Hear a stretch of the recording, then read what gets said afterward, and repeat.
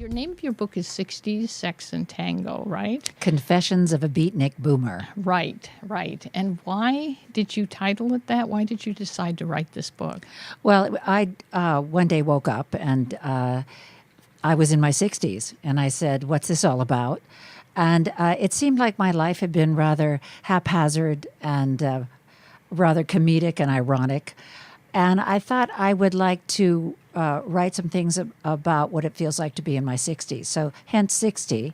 Sex is always an interesting subject, especially when you're getting older. And how fascinating is that to be dating at 60? Your section on dating is one of the funniest things I've ever read. Yeah, internet dating was pretty funny. Yeah. And then tango, I dance Argentine tango, and I have for almost 20 years.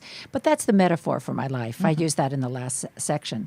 I cross over the beatnik generation into the boomer generation because I was born 3 years before the actual boomers start. So you're kind of one of the pioneers, that's out there, like ahead of the curve of the baby boomers. 3 years ahead of the curve. But, when one is only 3 years older, one identifies with a boomer generation because we're still in that area. Right. And your background, you have a background in film, right? I have a background in theater first, about 25 years in the theater. That was my major and my discipline, and I taught it at University of Nevada, Las Vegas. And I also had my own theater in Las Vegas, Nevada for many years. It was called the Meadows Playhouse, and so my dreams came true. I was a professional actress, director, and producer and artistic director. Wow, and then you changed careers. Now you teach yoga? Well, right? I changed careers into film. That's the film part of it. I decided to go to film school and ply my trade as a producer, but it turned out I fell in love with writing and screenwriting in particular. So I did that for about 15 years. A variety of things in the meantime, and then I ended up at 60, actually 59, as a yoga teacher and meditation teacher, and I've been teaching at UCLA for the past 11 years. Wow, so you started a new career at 60, right? Yes, and now I'm starting another new career. which is? Which is as a speaker, public speaker. Speaker. Keynote speaker. Right. And a writer. You've already got credits with Huffington Post, which is really impressive. Yes, I've been blogging for the Huffington Post recently. I'm in the healthy living section. Good place to be. Yeah, that's a good place to be, especially for a person my age. One wants to have healthy living. Right. So you are reinventing the concept of aging. You're one of there are others out there I know who are doing this because we've got a bunch of people, baby boomers, who have kind of decided that they don't want to age like their parents did. And they're going to age in a new way and create a new path. And that seems to be part of what you're doing, right? Yes, about 3 years ago, I decided that I had all this interesting information in my book about healthy living. And I just kind of walked into a conference sponsored by the National Speakers Association. And I said, it was about keynote speaking, and I said, I can do that. I've been a speaker and an actress and a performer, and I can do that. Well, it turns out that was a great idea, but I had to really learn from the ground floor how to do it. So I worked with a speech coach for about a year and a half. And my first speech was about retirement not being an option. And I called it Act 3, which is a section in my book. For the last three and a half years, I have been speaking a lot, a member of the National Speakers Association now. And my topics are now much more diversified in terms of relating to businesses, relating to management. So I talk about the era of new decision-making, creative decision-making. I talk about work-life balance for women especially. And I talk about the rubber band revolution, which is something I created as a brand, which is stretch your mind at any age. And that's part of healthy living, is to keep your mind active, right brain, left brain, and continually be a lifelong learner, as we know. And as I turn 70 next month, I roll my eyes and say, what am I doing? But I'm learning a lot about how to build a business as an entrepreneur and what fun it is. And also at an older age, you don't have all those expectations. You just roll with the projects and kind of roll it out day by day. And you helped me with this. We were talking about aging, and you said to me, you're aging consciously. And yes, conscious aging is a joy and a blessing because when we wake up every day, it's like I feel in my body and my mind and my spirit that I'm 19 and that I can do anything. with joy. Right, right. I have an aunt who once said to me when she looked in the mirror when she was like probably, 50 or 60, which may not seem so old right now. And she said, I'm the same person inside, but when I look in the mirror, I don't see that person. I see somebody else. Right. But inside, I feel the same. It's a chronological number, whether you want to entertain it or not. That's fine. I think big moments are entering a new decade. Mm-hmm. So then you begin to say, well, what do I want to do in my 70s? Mm-hmm. As in my 60s, obviously wrote a book and continued my teaching, which I enjoy thoroughly. But I've also started to write a lot more. I blog incessantly. And how does that feel to you? Does 70 feel like, oh my God, this is, traumatic or different? Or how are you feeling about turning 70? Not as traumatic as probably I would have felt had I not been active doing something. And that doesn't mean you have to be a public speaker. You can be a volunteer. You can do nonprofit work. There's so many things to do. It's just so important to get up and do something and not sit in your apartment and not be passive. Mm-hmm. Exercise is extremely important. Of course, I advocate yoga, and I advocate if you're a teacher, work with people. Work with kids. Go to the library. Do something to make your life fulfilled. And so, therefore, 60 is not terrifying. 70 is not terrifying. Right. So we talked about, you and I had a conversation recently about expectations. Mm-hmm. And, you just used it in a different way and you made me think there's two ways of using it, because you just said, well, now I don't have all those expectations, that I had before. So it was kind of like lightening the burden, But when we were talking, you said that on Sunday morning, you get up and you go to this spiritual service. And I said, well, there's a lot of people in their 60s or 70s or 80s or beyond who might not feel that energy, to do that, because you were saying, well, get out, keep moving, do that. And so I was asking you, what about somebody who doesn't feel that energy on Sunday morning to get up and do it? And you said, well, I do it because I have the expectation. I have the expectation I'm going to find something good there. So let's talk about expectation. Like how do people kind of rediscover that sense of excitement and expectation as they age? One of the things I've thought about a lot, the conscious aging idea, is to be a part of a community. I think it's extremely important. If you drop out of a community, that's when depression sets in. Mm. If you happen to be single, that depression could be very profound. I go to a service on Sunday, the Center for Spiritual Living, and I get a great deal of energy back from being at that service. There's music, jazz at the service. It's all about the things I write about. Mm. So I get my values and beliefs are reflected back to me, mm-hmm. and that's where I get the energy. It's a set, but there's a sense of commitment that you have to have. You can say, "Oh, it's Sunday. Maybe I don't want to do that," but it's like, what is it that's going to enlighten me for an hour this morning? Hmm. And a nice Sunday drive, a brunch with a friend that I might bring to the service. That's all a wonderful way to begin a week and a wonderful way to sort of feed my soul. So what do you think it is about you that has kept this sense of curiosity alive? Because I know in the book you've described a lot of quirky experiences, right? Has there always been that kind of... Oh, yeah. Life is fun. Life is just fun. Hmm. And it's always so much fun to be surprised by life. Hmm. I think there's an essence in me I'm not fearful. I don't consider failure as an option. There's no such thing as failure. Hmm. It's just going out and doing something. And whatever happens at the end of it, it's a process. And so if you fail at something, you don't beat yourself up too I don't much? call it failure. I just call it learning something else. Hmm. It's just another zig or zag in your life. I've always had a lot of energy. I've always had a lot of ideas about how I want to live my life.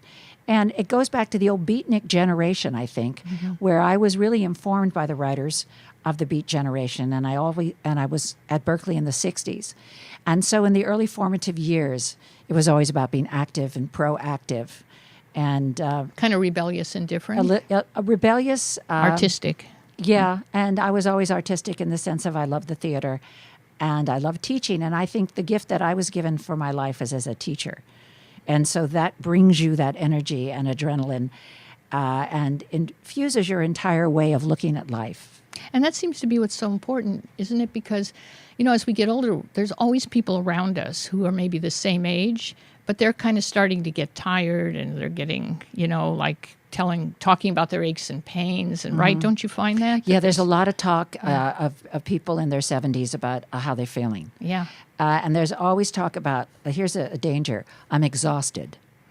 And when you say I'm exhausted, that's a negative that you put into your body and your mind and your spirit.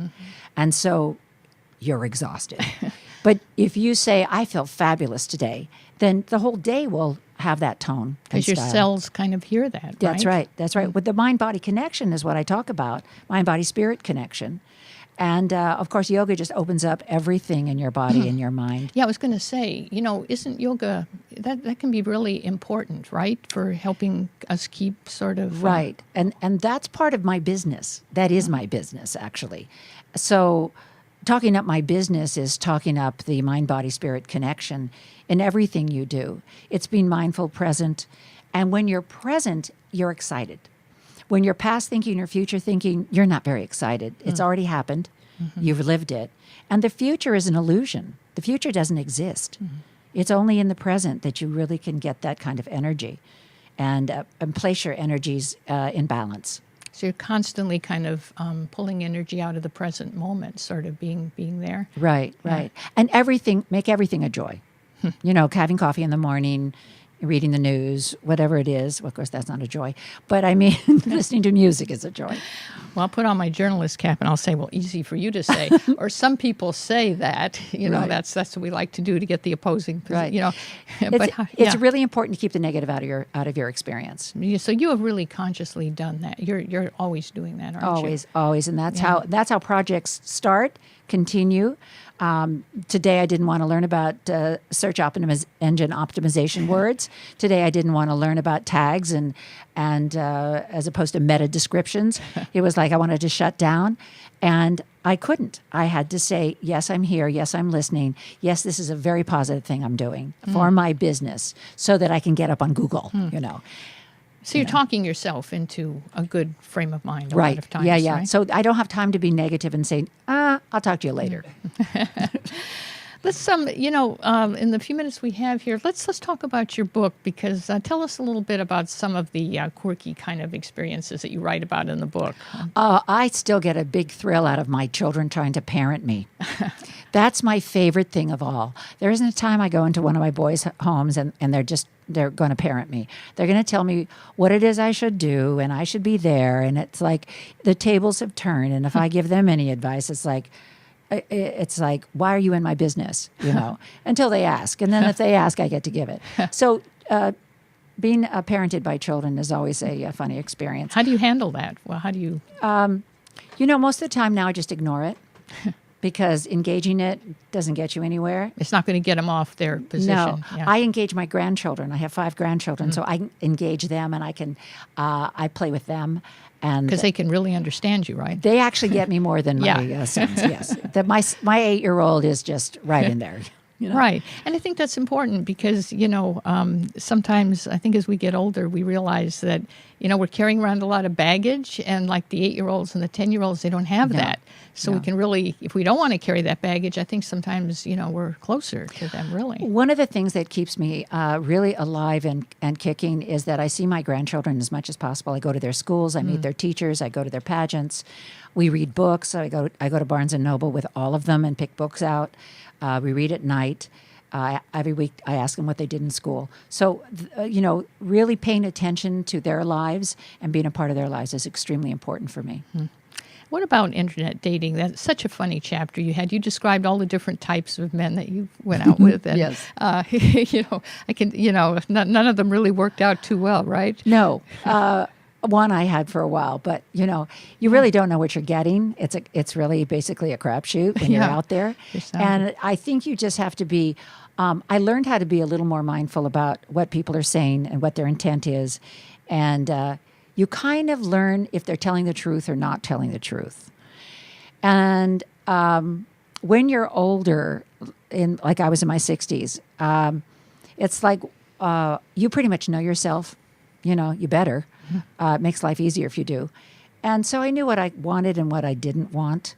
And there were some of them were very nice men, so I don't have any complaints about that. It's just it was just out of the mouths of some of the men that was very, very funny. Yeah, they were nice, but well, of course, you have a genius for writing this and telling a good story. But I mean, I got the feeling they were kind of nice, but a little odd. Yeah, I think I probably was odd too. I won't say that I wasn't odd with them. Well, I don't know. It's like I was kind of rooting for something to work out, but then I could so totally understand why it wasn't going to. Yeah, it's true. So I let it go. I surrendered to it. I let it go, and I haven't been back, and have no intention of being back because it's not really what I need in my life at this moment. It would be lovely, but to go in search of it, no. I have all the other creative things in my life that make me happy. And you really tried that. You really plunged into it. You tried it, just like it sounds like you would go after anything in your life. So it's, hold your book up so that we can, it's available on Amazon, right? Yes, it's available. Yes. Can you see it? Yes? Yeah. You can even prop it up against the microphone there. There I go. Yeah. Wonderful. Okay. Can't miss the red cover. Very sexy. So let's say that somebody is sitting at home now and let's try to leave them with a tip, and they're not feeling as good as you're feeling. They're feeling maybe tired, like you said. Maybe every day they do recount, this is wrong with me, that's wrong with me to people who usually don't want to listen, and they're feeling like they're aging. They're really feeling their age. And so they're kind of stuck, It's kind of like, how do you pull yourself up by your bootstraps when you've been sinking for, let's say, a decade or so into this concept of aging that doesn't seem very enjoyable? I have a section in the book, and I speak on this in my speeches about finding your passion. And I think you have to find your passion. I think you can go back to maybe something that you love, like maybe photography or knitting or quilting or something that gets you up in the morning that you're really excited about. And I believe that starting every day with a walk is extremely important if you're not going to a yoga class or the gym, but I think a walk is lovely. Part of our joy is nature, so looking around at nature, finding your sense of community, knowing that you belong somewhere. So getting outside yourself. And getting right? outside yourself, because if you're going to turn in all the time, you're never going to find, you can't generate the adrenaline just inside. You have to have an exterior and an interior life. Right. So if you're kind of stuck in that loop that's kind of going downward, sort of like maybe broaden it, expand, and reach outside, look at nature, community, all those things. What can I do today? What's my day going to look like? And I do that. I look at my day every day and what it's going to be like. That's really good advice. How do people get in touch with you? They can email me at Joan Francis with an E, .Moran, Moran, at gmail.com. My website, you'll learn a lot about me on my website. It's www.joanfrancismoran.com, with an E again, not an I. And do you do coaching? I do. I can do coaching, yes. Actually, I'm a life coach. Along the way, I became a life coach. And a yoga teacher. And a yoga teacher and a meditation teacher. Yeah. Well, thank you so much. This has been really great. I'm so glad you could come back on the show. Thanks, Dina. Well, thank you so much for having me.